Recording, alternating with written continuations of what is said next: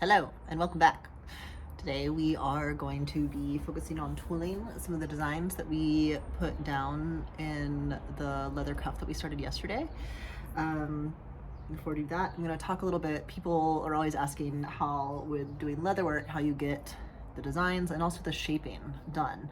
This is a vegetable tanned leather. It's a molding and tooling leather specifically made for this kind of use. And I actually I've always loved leathercraft. I avoided it for the longest time because I was also really baffled. I was like doing all kinds of wild things to make masks, like wire forming and stretching and like these very meticulous, very beautiful, but like very difficult techniques because I was intimidated. But when I started, I was actually so shocked by how easy working with the leather was, and I just haven't been able to stop since. So today we're mostly focusing on tooling, but I just wanted to show an example of like what this technique can also do if you're wanting to do more molding. That's why the mask is here. So this piece I soaked this morning for a long time, and then I've been letting it sit so the leather is nice and soft. And yeah, literally all you do to work with this stuff is you just soak it in water. And it's skin, so it rehydrates. And after it rehydrates, it starts to become, becomes softer and easy to move and to mold. And as it softens and as it soaks in the moisture, you can then start putting designs into the leather. You can then also mold the leather and it will hold its shape. We're not going to be doing that today, but we'll do a mask tutorial later on to kind of like talk through how that part works. But for now, I'm just going to start out carving the lines in the piece that I have prepared. And for that, we have this little swivel knife. It's got like a little placeholder for your hand, and then you can kind of twist the blade while you're maintaining the pressure. And this is going to carve the lines into the leather, and then we're going to use another tool to stamp kind of some beveling so that it just like looks a little nicer. This is also where if you just had like a flat out stamp that is the design that you already prefer, this is where you would just like stamp it in as well. But again, today we're tooling, so we're going to use this tool.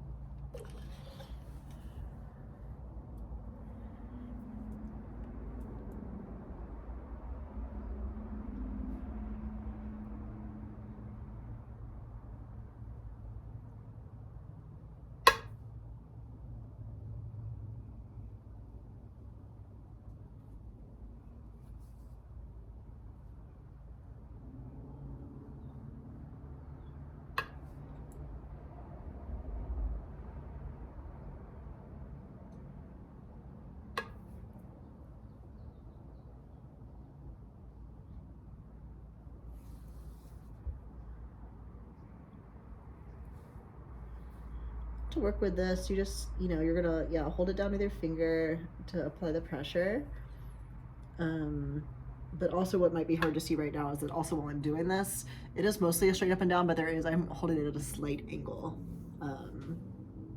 So that it's just like holding a slight angle as I push down to get a nice clean cut.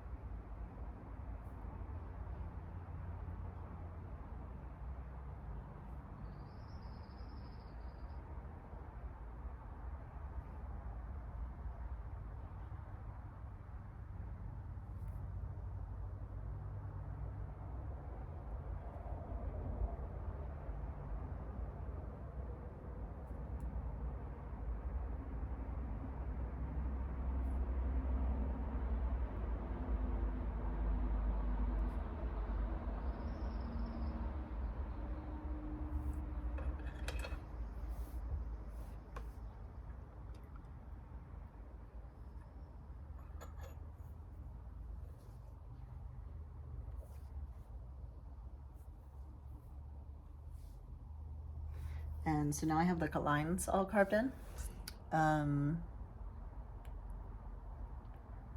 which is like beautiful on its own, but I really like after this point, yeah, taking this kind of like beveled stamping tool, and I'm just gonna follow the lines in a way that like gives it a little bit more dimensionality.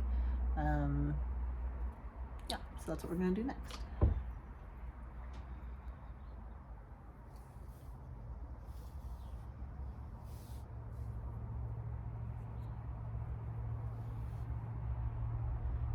I need my light in a different place.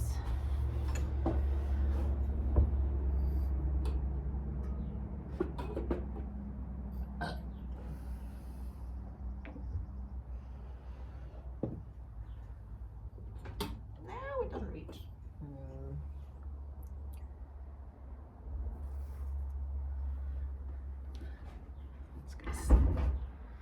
Light over here, and I'll bring y'all with me. Pardon the movement. If